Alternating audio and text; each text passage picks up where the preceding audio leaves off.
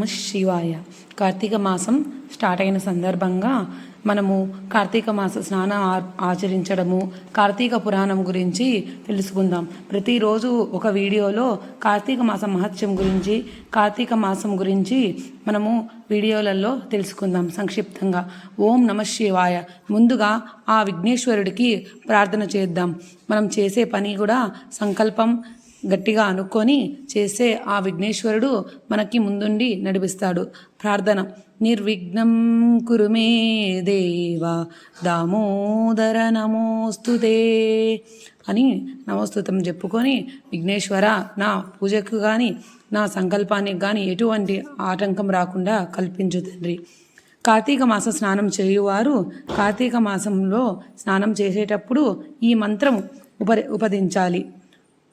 తులారాశింగతే సూర్యే గంగా త్రైలోక్య పావని సర్వాత్ర ద్రవరూపేణ సా సంపూర్ణ భవేత్ అనే మంత్రంతో ప్రవాహానికి ఎదురుగా వాలుగాని తీరానికి పరజ్ముగాను స్నానం ఆచరించి కుడి చేతితో బొటన వేలుతో నీటిని ఆలడం చేసి 3 దోసిళ్ళు నీళ్లు తీరానికి జల్లి తీరం చేరి కట్టుబట్టల కొనలను నీరు కారేలా పిండాలి. దీనినే యక్షతర్పణ అంటారు. అనంతరం పొడి వస్త్రాలను నామాలను ధరించి ఎవరెవరి కులాచారాల రీత్యా వారు సంధ్యావందన గాయత్రాదులను నెరవేర్చుకొని నదీ తీరంలో కానీ ఆలయానికి కానీ వెళ్ళి శివున్నో విష్ణువునో అర్చించి ఆవు నేతితో దీపారాధన చేసి అనంతరం స్త్రీలు తులసి మొక్కను, దీపాన్ని, పురుషులు కాయలున్న ఉసిరి కొమ్మను, దీపాన్ని బ్రాహ్మణులకు దక్షిణాయంతంగా దానం చేయవలెను. ఓం నమః శివాయ. ఇవాల్టి వచ్చేసి మొదటి రోజు కార్తీక మాస పురాణము మొదటి అధ్యాయము. కార్తీక మహత్యమున గురించి జనకుడు ప్రశ్నించురా.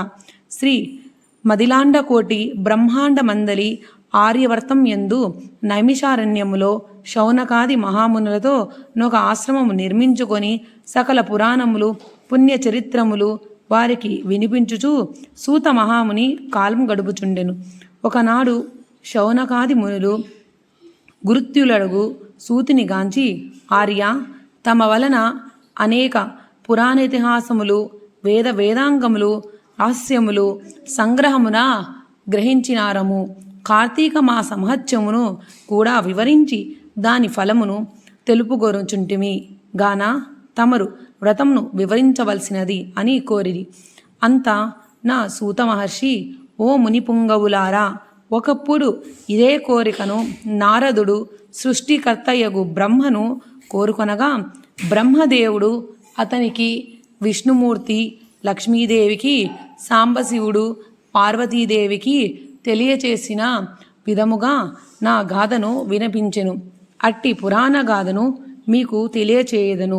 ఈ కథను వినుట వలన మానవులకు ధర్మార్థములు కలుగటయ్యే కాక ఇహము యందు పరము యందు సకలైశ్వర్యములు తులతూగుదురు. కావున శ్రద్ధగా ఆలకింపుడని ఇట్లా పలికెను. పూర్వము ఒకానొక దినంబున పార్వతీ పరమేశ్వరులు గగనంబున విహరించుచుండగా పార్వతీదేవి, ప్రాణేశ్వర, సకలైశ్వర్యములో కలుగచేయనట్టిది సకల మానవులు వర్ణభేదము లేక ఆచరించదగినది, శాస్త్ర సమ్మతమైనది, సూర్యచంద్రులంతవరకు ఆచరించబడేదియగు వ్రతమును వివరింపుడని కోరెను.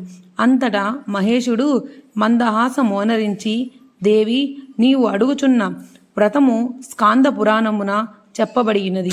దానినిప్పుడు వశిష్ఠ మహాముని మిథిలాధీశుడగు జనక మహారాజునకు వివరించబోతున్నాడు చూడు. ఆ మిథిలా నగరము వైపు అని మిథిలా నగరపు దిశగా చూపించును. అట మిథిలా నగరములో వశిష్ఠుని రాకకు జనకుడు సంతసించి అర్ఘ్యపాద్యములతో సత్కరించి కాళ్ళు కడిగి ఆ జలమును శిరస్సుపై జల్లుకొని, మహాయోగి మునివర్య, తమ రాక వల్ల నేను, నా శరీరము, నా దేశము, నా ప్రజలు పవిత్రులమైతిమి. తమ పాదధూళిచే నా గేహము పవిత్రమైనది. తమ రిటకేల వచ్చిదిరో సెలవొసంగుడని వేడుకొనెను. అందులకు వశిష్ఠుడు, జనక మహారాజా, నేనొక మహాయజ్ఞము చేయతలచబెట్టిదిని. దానికి కావలసిన అర్ధబలము అంగబలము నిన్నడిగి క్రతువు ప్రారంభింతుమని నిశ్చయించి ఇటు వచ్చి తిని అని పలుకగా జనకుడు మునిచంద్రమ అటలనే ఇత్తము స్వీకరించును. కానీ చిరకాలము నుండి నాకొక సందేహం కలదు. తమ బోటి దైవజ్ఞులను అడిగి సంశయము తీర్చుకోదలచి తిని నా అదృష్టం కలది ఈ అవకాశం దొరికినది. గురురత్న, సంవత్సరముల గల మాసములలో కార్తీక మాసమే ఏరంత పవిత్రమైనది. ఆ కార్తీక మాస గొప్పతనమేమి అను సంశయము నాకు చాలా కాలం నుండి ఉన్నది. కావున తాము కార్తీక మహత్యముల గురించి వివరించవలసినది అని ప్రార్థించెను. వశిష్ఠ మహాముని చిరునవ్వు నవ్వి, రాజా, తప్పక నీ సంశయము తీర్చగలను.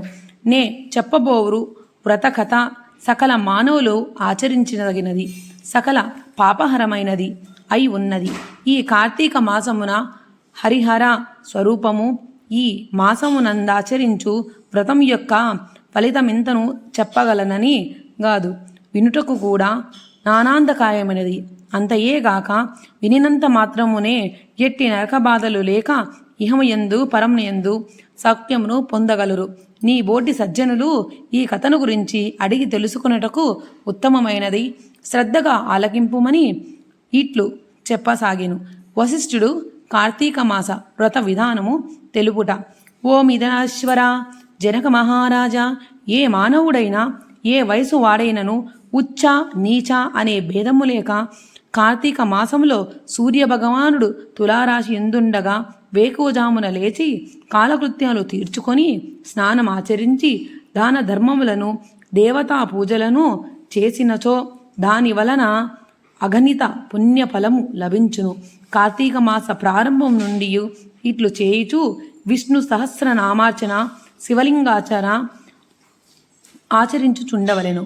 ముందుగా కార్తీక మాసమునకు అది దేవదయగు దామోదరునకు నమస్కరించి, ఓ దామోదర, నేను చేయు కార్తీక వ్రతమునకు ఎట్టి ఆటంకములు రానీయక నన్ను కాపాడుము అని ధ్యానించి వ్రతమును ప్రారంభించవలెను. కార్తీక మాస స్నాన విధానం. ఓ రాజా, ఈ వ్రతమాచరించు దినములలో సూర్యోదయముకు పూర్వమే లేచి కాలకృత్యములు తీర్చుకొని నదికి పోయి స్నానమాచరించి గంగకు, శ్రీమన్నారాయణునికి, పరమేశ్వరునికి, భైరవునకు నమస్కరించి సంకల్పం చెప్పుకొని మరలా నీటమునికి సూర్యభగవానునికి అర్ఘ్య ప్రధానమోసింగి పితృదేవతలకు క్రమక్రమముగా తర్పములు నర్చి గట్టుపై 3 దోసిళ్ళు నీళ్లు పోయవలెను. ఈ కార్తీక మాసంలో పుణ్య నదులైన గంగా, గోదావరి, కృష్ణ, కావేరి, తుంగభద్ర, యమున మున్నగు నదులలో ఏ ఒక్క నదిలోనైనా స్నానమాచరించిన ఎడల గొప్ప ఫలము కలుగును. తడి బట్టలను వీడి మడిబట్టలు కట్టుకొని శ్రీ మహావిష్ణువుకి ప్రీతికరమైన పుష్పములను తానే స్వయంగా కోసి తెచ్చి నిత్య ధూప దీప నైవేద్యములతో భగవంతుని పూజ చేసుకొని గంధం తీసి భగవంతునికి సమర్పించి తాను బొట్టు పెట్టుకొని పిమ్మట అతిథి అభాగ్యతులను పూజించి వారికి ప్రసాదమిడి తను ఇంటి వద్ద కానీ దేవాలయంలో కానీ లేక రావి చెట్టు మొదట కానీ కూర్చుండి కార్తీక మాస పురాణం చదవలెను.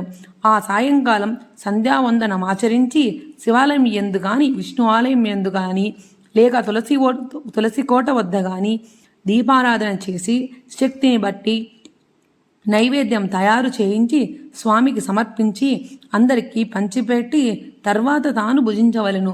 మరునాడు ముష్టాన్నంతో భూతరుప్తి చెయ్యవలెను.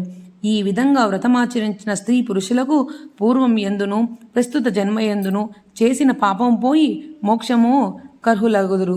ఈ వ్రతము చేయుటకు అవకాశము లేని వారు వ్రతము చేసిన వారిని చూచి వారిని నమస్కరించినచో వారికి కూడా తస్తమమామ ఫలము దక్కును. ప్రథమాధ్యాయం మొదటి రోజు పారాయణం సమాప్తము.